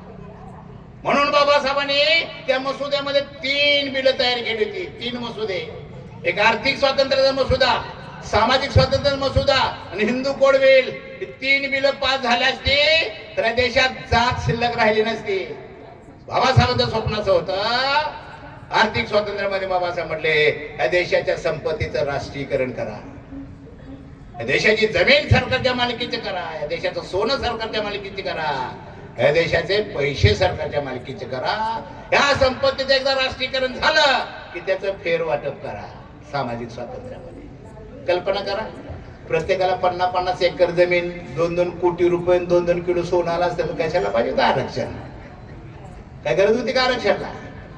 हे बिल पास करतो म्हणून नेहरू म्हटले ओके. पण एक दिवशी रात्री 12 वाजता बाबासाहेबांना फोन आला, मिस्टर आंबेडकर, आर्थिक स्वातंत्र्याचा मसुदा पास होत नाही, जर तो पास केला तर मला माणसं भांडवल जर गोळ्या घालून मारतील ना. बाबासाहेब म्हणले, जर संपत्तीचं राष्ट्रीयकरण त्याचं फेरवाटप करत नसाल, बाबासाहेबांनी हे केलं तर जर तसं झालं असतं, बाबासाहेबांचं मत होतं कागदावर जात लिहायची नाही, फक्त भारतीय लिहायचं.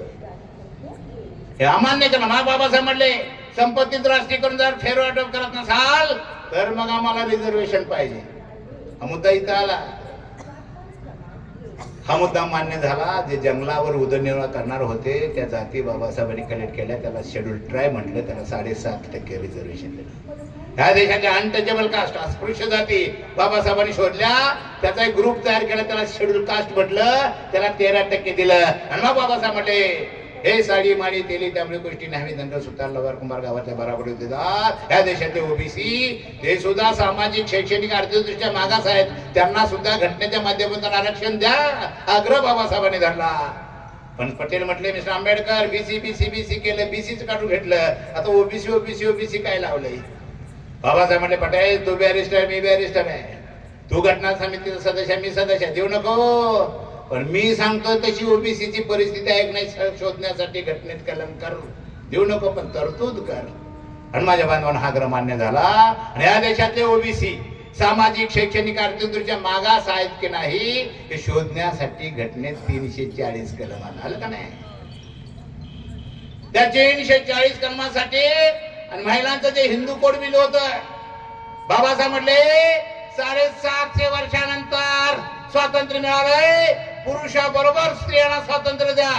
50 खासदार स्त्रिया, पुरुष 50, 50 तहसीलदार स्त्रिया, पुरुष 50, बरोबर स्वातंत्र्य द्या.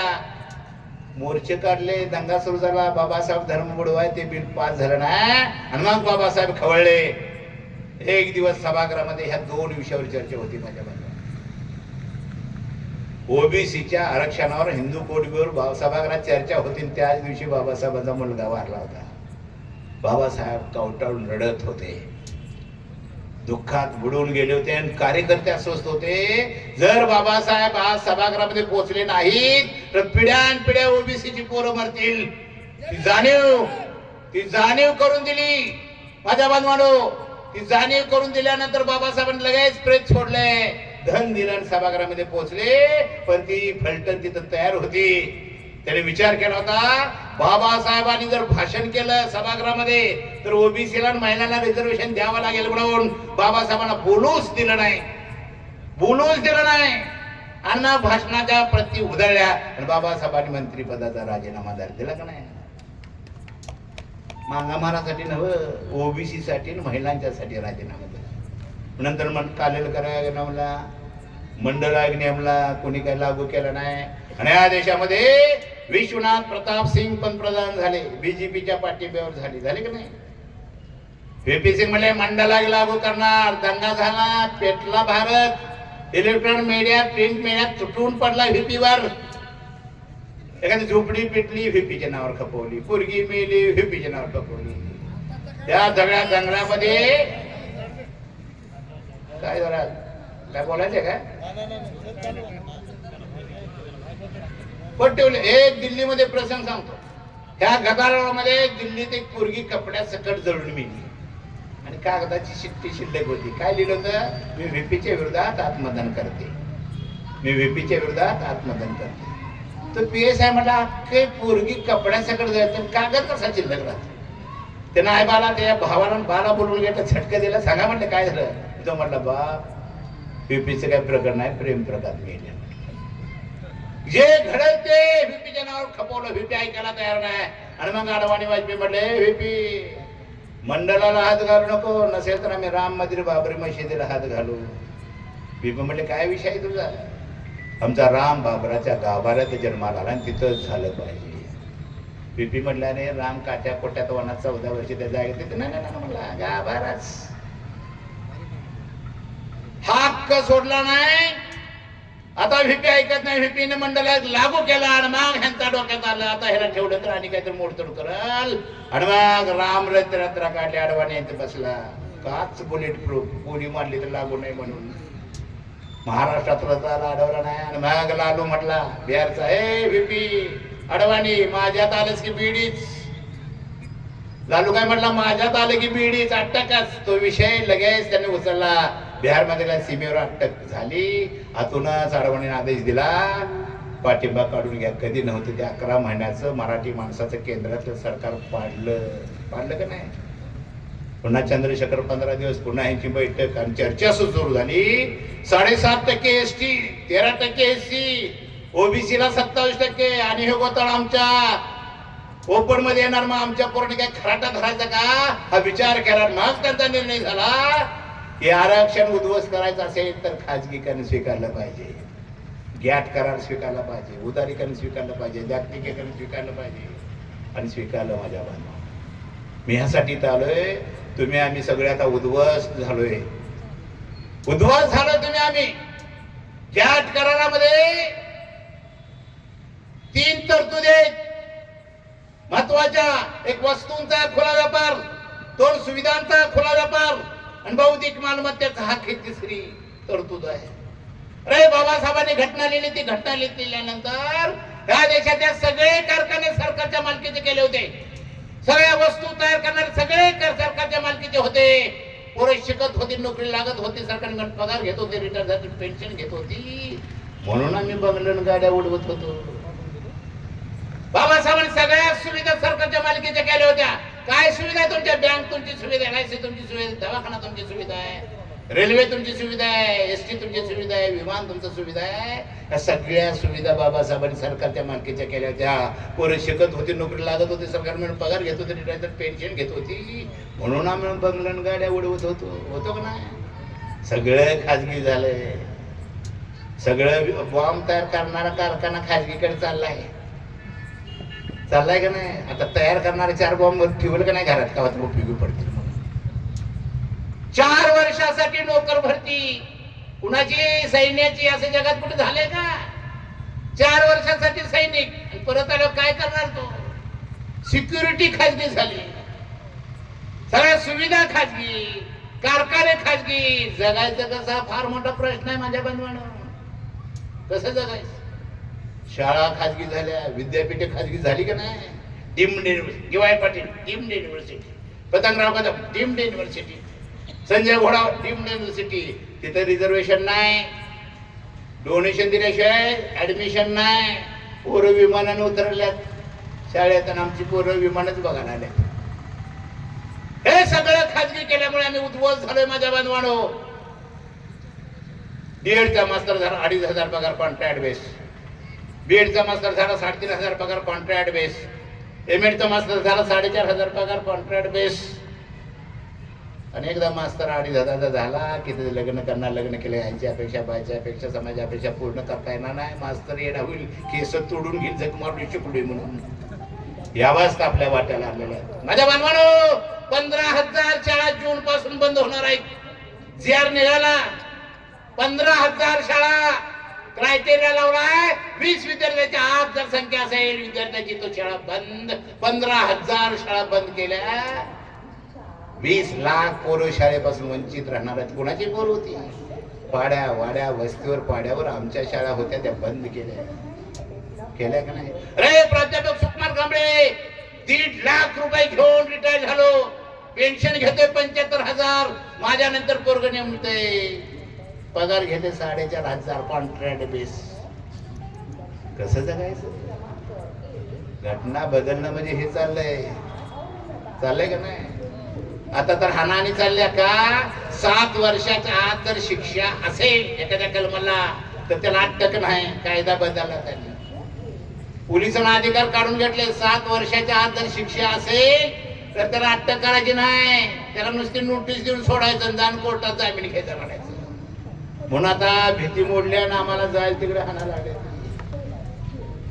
हे सगळं विदारक चित्र बदलायचं कसं हा फार मोठा प्रश्न आहे. तुमच्या आंदोलना, मोर्चे, निदर्शने कुचकामी ठरले, त्याला ते दाद देत नाहीत. कायदा येतोय, शासनाच्या विरुद्ध मोर्चा काढला तर त्याला अटक करा, नक्सलाईट म्हणून कायदा आणू लागलेला आहे ते. अरे 1.25 वर्ष दिल्लीच्या सीमेवर शेतकरी बसला, 1.25 वर्ष 750 शेतकरी मेले. घटना सांगते एखादा असं मोठं आंदोलन सुरू झालं तर पंतप्रधान पुढे जाऊन चर्चा करून तो प्रश्न सोडवायचा असतो. एक दिवस सुद्धा पंतप्रधान समोर गेलेले नाहीत, एखाद्या मृत्यू कुटुंबाला भेट सुद्धा दिली नाही. कसं जगायचं? बोललं की अटक, नक्सलाईट म्हणून लेखकाला जेलमध्ये टाकायचं चाललं. सगळी भीतीच्या वातावरण जगू लागलोय आपण. आता बदलायचं कसं हा फार मोठा मोर्चा, निदर्शने, धरणे काय उपयोगाचे नाहीत मित्रांनो. आता एकच हातार बाबासाहेबांनी दिलंय, ते बदलू शकतात, ते म्हणजे मतच बदलू शकत. पण मताचं महत्व तुम्हाला कळूच नाही. अशी रचना आहे, भांडी दिली दे मत, साडी दिली दे मत, दारू दिली दे मत, कोंबड्याचा पाय तोंडात घातला दे मत, समाज मंदिर दिलं म्हणते, पुतळा बसवला म्हणून दिले दे मत. असंच मत चाललेत का नाही? मी जयसिंगपूरला इलेक्शनच्या काळात गेलतो मावाज बहिणीकडे. ती म्हणली दादा लई दिवसातून रे बस मी मतदान करून येते. जाताना त्याच्या पायात पंजान नव्हतं, येताना वाजवतच आली. मी म्हणलं जाताना पंजान नव्हतं, आता कुठला मताला 5,000 मिळाले, पंजानच घेऊन आलो वाटलं. ह्या सगळ्या अशा मतामुळे आपलं दुःख आपल्या वाट्याला आलंय, हे लक्षात घ्या. कोण आहे तुमचं सत्तेत? सांगा ना, आहे का कोण सत्तेत? बाबासाहेब म्हणत होते माझी जमात राज्यकर्ती बनेल. बाबासाहेबांचं स्वप्न होतं या देशाचा 85% वर्ग बौद्ध होईल. हे SC ST OBC यांना त्रास दिला या ब्राह्मण धर्मानं, त्यांना जाणीव होईल आणि हा धर्म नाकारून माणसं बौद्ध धर्म होतील, बौद्ध धर्म घेतील. आणि मग राजाचा मुलगा राजाचा मुलगा राजाही बाबासाहेबांनी प्रक्रिया उद्ध्वस्त केली. आणि जो 21 वर्षाचा स्त्री पुरुष होईल त्याला मताचा अधिकार बाबासाहेबांनी दिला. हे बिल पास झालं, बाबासाहेबांना आनंद झाला होता. त्याचा एक सहकारी म्हटलं मिस्टर आंबेडकर लय आनंद झाला. काय झालं बाबासाहेब म्हटले राजाचा मुलगा राजा ही उद्ध्वस्त केलाय आणि जो 21 वर्षाचा त्याला मी मताचा अधिकार देऊन आल्यामुळे मला आनंद झाला. तो म्हटला काय फरक पडणार. बाबासाहेब म्हटले एखाद्या झोपडीतली माता आपल्या बाळाच्या पाण्याची दोरी हातात घेऊन जोजवत असताना स्वप्न बघेल आज ना उद्या ह्या झोपडीचा माझा मुलगा ह्या देशाचा राष्ट्रपती होईल, पंतप्रधान होईल, ह्याचं स्वप्न देऊन आलोय. झालाय का स्वप्न? कधी करायचं? आज ना उद्या जमात राज्य करते बनेल याचा अर्थ फक्त कांशीरामने घेतला. मग सांगितलं उत्तर प्रदेश सारखं मोठं राज्य 4 वेळेस ताब्यात घेतलं आणि महाराष्ट्रात आमच्या हातात कटोर आले. देखी किती दिवस नागायचं. गाडग मोठं आमचं मताचं परुळ राज्य करते परुळ. हे सगळं बदलायचं असेल तर माझ्या बांधवांनो जमात एकत्र करूया का नाही. बुद्ध धम्म हा ओपन धम्म आहे, बंदिस्त समूह नाही. तो बुद्ध धम्म हा ओपन आहे, बंदिस्त नाही. बुद्धांनी सगळ्या जाती जमातींना धम्म दिला की नाही. बघा बुद्धाने धम्म असताना प्रत्येक जाती धम्माला बाबासाहेबांनी सामावून घेतलं. आपण सुद्धा बौद्ध असाल तर आपणाला हे करावं लागेल. ते राणे म्हणतोय काय मला हिंदू राष्ट्र बनवायचं आहे. का म्हणते माहित आहे का? आपली संख्या जास्त आहे त्याच्यात. कागदावर हिंदूची संख्या जास्त म्हणतो हिंदू राष्ट्र बनवायचं आणि आमची भरती त्याच्यात आहे. कागदाव बौद्ध कोण आहे सांगा बघू, हातवर करा. कोण आहे कागदाव बौद्ध? आम्ही महाराज आहे, मांगच आहे, ढोरच आहे. मी प्राध्यापक सुकुमार कौतुक सांगत नाही. मी कागदाव बौद्ध झालोय, नवबौद्ध नाही, बौद्धच लिहिलंय. मी त्या बार्टीमध्ये गेलो व्हॅलिडिटी करायला. तिथे एक बौद्ध अधिकारी बसला होता. मला काय म्हणते माहिती का? सर कशाला बुद्ध होत आहे? मी म्हटलं का? केंद्रात बुद्धाला सवलत नाही. हे म्हटलं धुवायचं लोमते काय विचारायचं नाही. म्हटलं लय चिडलो मी त्याच्यावर. बुद्धाचा अधिकार म्हणतोय बौद्ध मग कशाला स्वीकारताय? मग कसा देश बुद्ध व्हायचा?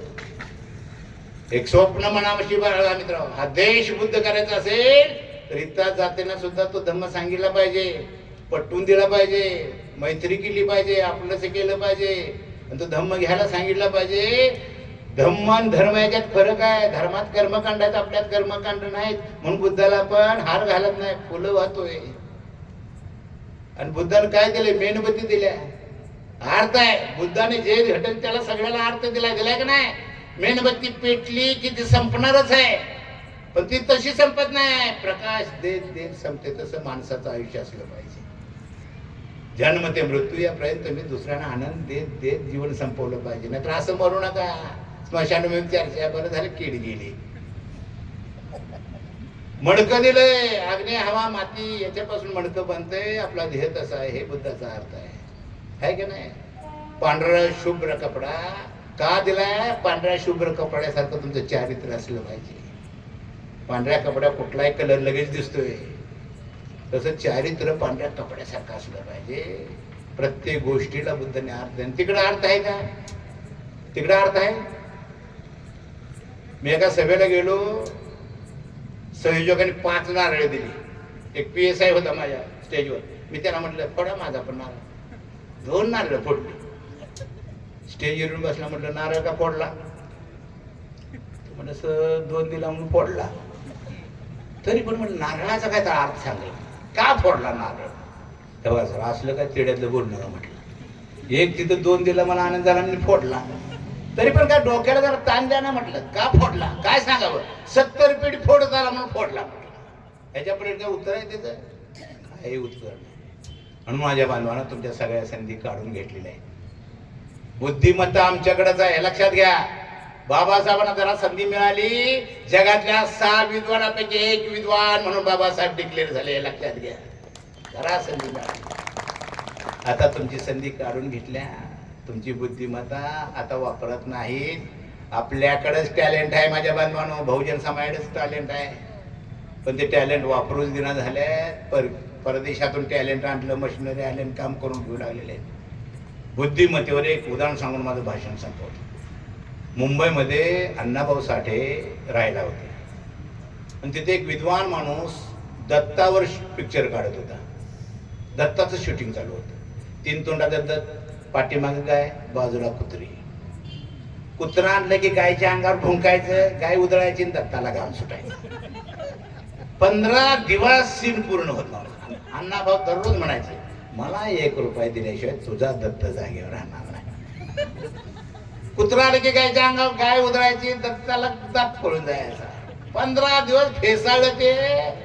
आणि मग तो विद्वान म्हटला, अण्णा 1 रुपया 2 रुपये घे, पण दत्त तेवढा जागे उभा कर. अण्णा गेले, अर्धा किलोच घेऊन आले. कोणा म्हणजे दत्त आकडून बांध झोळी, नाही तर झोळी सकटच पळवल.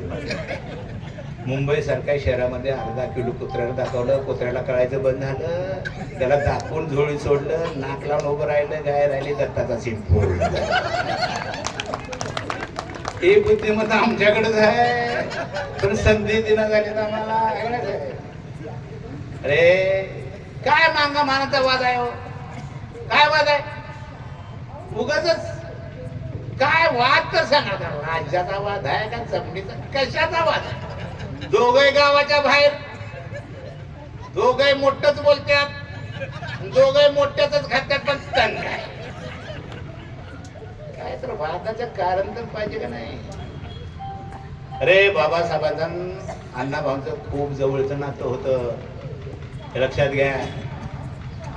बाबा अण्णाभाऊंनी लिहिल्यामुळे आम्ही दोघं एक व्हायला लागलोय. अण्णाभाऊंनी जर चांगलं वातावरण ठेवलं असतं तर मांगमार कधीच एक झाली नसती. एक उदाहरण सांगतो अण्णाभाऊंचं. गव्हाणकर रात्री अण्णाभाऊ एकत्र बसले, आपण साहित्य संमेलन घ्यायचं ठरलं. अण्णाभाऊंनी विषय म्हटलं आपण साहित्य संमेलन घ्यायचं. अध्यक्ष कोण? अण्णाभाऊ म्हटले, माझ्या कल्पनेतलं साहित्य संमेलन आहे. माझ्या साहित्य संमेलनाचा अध्यक्ष या देशामध्ये एकच माणूस होऊ शकतो, त्याचं नाव आहे भीमराव रामजी आंबेडकर. ठरलं, सांगायला जाऊया म्हटलं. गेले आत्रे बाबासाहेबांना आवाज दिला. आत्रे बाबासाहेब आत्रेला तपासून घ्यायचे. आत्रेला खडसळ होत. एक दिवशी अण्णाला आत्रे म्हणाले, हे अण्णा, अण्णा झोपडीत राहत होते ना, कशाला घडीत राहिला, या की बाहेर. अण्णा म्हटले, आत्रे घडीत वाघ आणि सिंहच राहतात, तुझ्यासारखी भेकड राहत नाही. हे अण्णाबांचं वाक्य असं. आत्रेने आवाज दिला, बाबासाहेब आले. आत्रे म्हटले, आम्ही साहित्य संमेलन घेणार आहे. बाबासाहेबांनी तपासत होते बाबासाहेब आत्रेला. बाबासाहेब म्हटले, कोणाच्या डोक्यातली कल्पना आहे? तो रोख आत्रेने ओळखला. आत्रे म्हटले, अण्णाभाऊ साठेंच्या डोक्यातली कल्पना आहे. माझ्या बांधवांनो, एका क्षणाचा विलंब न लावता बाबासाहेब म्हटले, अण्णाला सांगा मी तुझ्या साहित्य संमेलनाचा अध्यक्ष व्हायला तयार आहे. एवढं नातं होतं. त्या दिवशी अण्णाभाऊ नाचत होते, माझ्या साहित्य संमेलनाचा अध्यक्ष बाबासाहेब होणार, माझा बाबासाहेब होणार आहे. एवढा आनंद झाला होता. तारीख ठरली, त्या तारखेच्या आत बाबासाहेबांचा मृत्यू झाला. साहित्य संमेलन झालं, पण कुठं झालं? अण्णांनी कुठं घेतलं? महाडला. तिथं बाबासाहेबांनी पाण्याची चळवळ केली, तिथं साहित्य संमेलन झालं. त्याचे अध्यक्ष BC कांबळे होते, स्वागत अध्यक्ष अण्णाभाऊ होते. काय म्हणतात अण्णाभाऊ? जग बदल घालून घाव, सांगून गेले मज भीमराव. धनवंतांनी अखंड पिळले, धर्मांधाने तसेच चळे, मगरी नाही धर्माने गिळले, चोर झाले साव, जग बदल घालून घाव, सांगून गेले मज भीमराव. पुढे अण्णाभाऊ म्हणतात, दलितांना मरणाची भीती घालू नका, दलितांना मरणाची भीती घालू नका. मरण आम्हाला क्षणाला झोकाटे देत असत. दलितांना मरणाची भीती घालू नका, मरण मला क्षणाला झोकाटे देत असत. विजेच्या तारा तोडणारा दलितच आहे. कुलकर्णी आहे का तारावर? विजेच्या तारा तोडणारा दलितच आहे. त्याला माहित असते एक दिवशी आग बसून माझा मृत्यू होणार आहे, तरी सुद्धा विजेच्या तारा तोडणारा दलितच आहे. दलितांना मरणाची भीती घालू नका, मरण क्षणाला झोकाटे देत असत. दलितांना मरणाची भीती घालू नका. कोळशाच्या खाणीत काम करणारा दलितच आहे. त्याला माहित असते तिची दरड कसून माझा मृत्यू होणार आहे, तरी सुद्धा कोळशाच्या खाणीत काम करणारा दलितच आहे. दलितांना मरणाची भीती घालू नका, मरा क्षणाला झोकाटे देत असतात. आणि शेवटी म्हणतात अण्णाभाऊ, दलितांचा आळस म्हणजे तलवारीवरची धूळ आहे. दलितांचा आळस म्हणजे तलवारीवर धूळ आहे. एकदा ती झटकली की तलवारच आहे. घटना बदलणार तलवार गंजलेली नाही, तलवार गंजलेली नाही, धूळ साचली आहे नाही. ज्या दिवशी हा प्रकार होईल त्यावेळेस आम्ही सुद्धा तलवारीत झटकल्याशिवाय राहणार नाही, हे तुम्हाला बोलावं लागेल. ते बोलायला अशी अपेक्षा व्यक्त करतो. मात्र आपल्याला भाषण करतो. जय भीम, जय भीम, जय भीम.